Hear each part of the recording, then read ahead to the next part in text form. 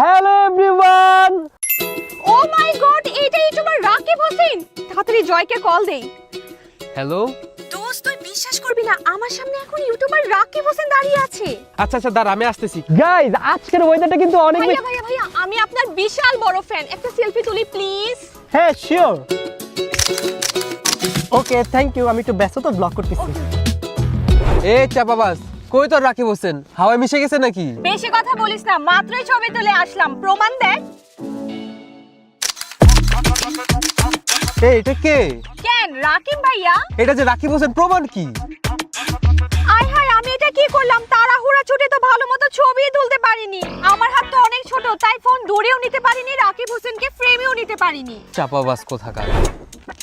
জয় জয় জয়, দেখ ওই যে রাকিব হোসেন। এই দাঁড়া দাঁড়া দাঁড়া, তোর এই ভাঙা ফোন দিয়ে ছবি তুলে আর মান সম্মান নষ্ট করিস না। তাহলে কি করব?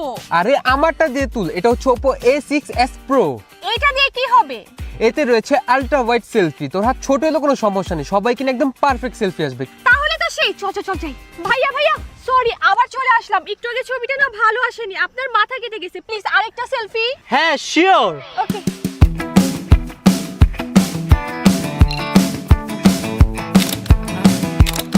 লং লাস্টিং ব্যাটারি পাওয়ার আর সবাইকে নিয়ে perfect frame Oppo A6s Pro।